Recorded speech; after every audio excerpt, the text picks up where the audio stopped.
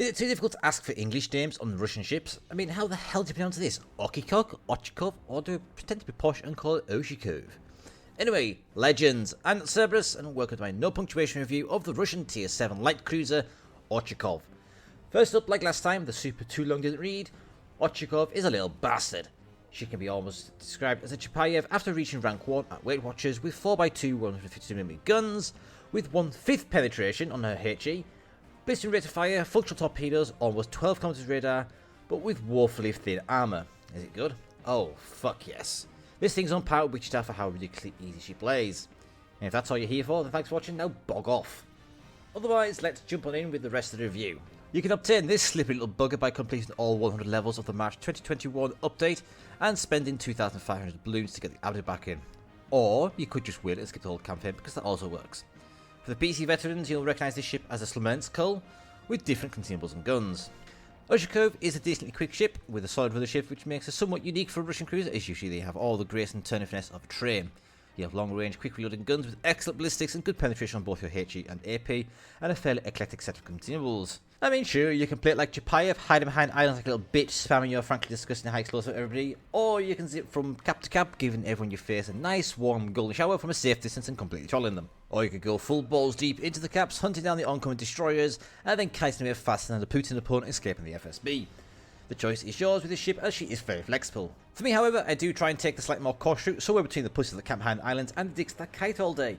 I found that pushing in too quickly gets you unceremoniously sent back to port without honours, especially if you come across a Siegfried with that lol pens your bow and double scissors you, or a Nelson introduces herself with a volley of HE. Typical battle tactics for me, with my builds on screen now, would be either push into the flank or dip into the outer edge of the cap circle, wait until I get spotted, then hang fire on the radar for a few moments, since with the concealment mod you can almost stealth radar, pop in it and catching those annoying little CDL or launching bastards unawares and priming them for maximum firepower. It's sometimes worthwhile holding on for a few seconds on that radar to let any teammates get into position, but this is your call. Once my flank is secure, what happens next depends on the ship that I'm facing. If it's battleships, I hoist up that French flag and brave Sir Robin out of there, while gently dissuading them from pursuing with my HE.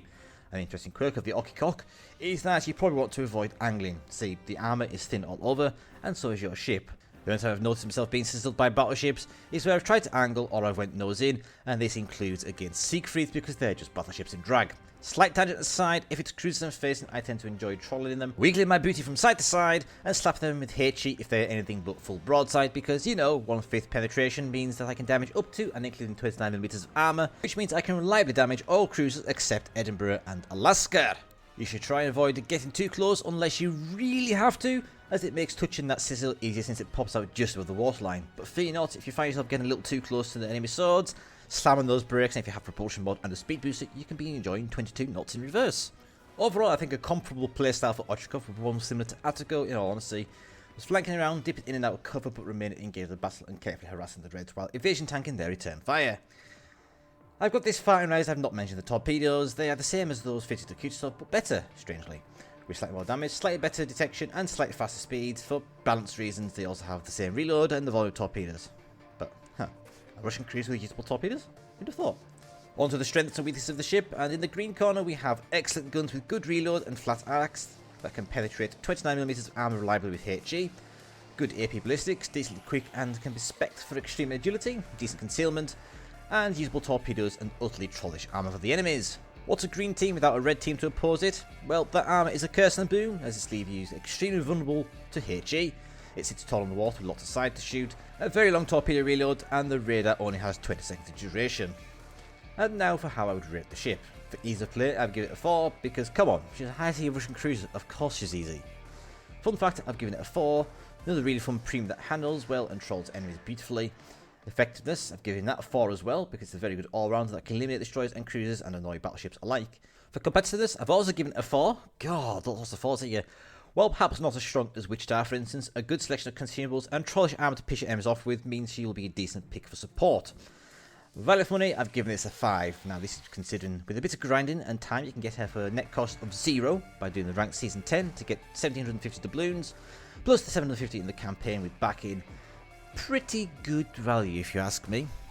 Summary judgment time! Ochakov is a very good boat with plenty of tricks up her sleeve to suit any kind of cruiser playstyle. To kite, camp, Yule rush, hunt DDs or play it more cautious, she has you covered depending on how you spec her. don't think she'll ever be top dog at a team, but for my money, she's not far off. A fun and, dare I say, balanced ship. All that's left now is to say thank you for watching. If you have enjoyed the video, please do hit that thumbs up and drop a subscription.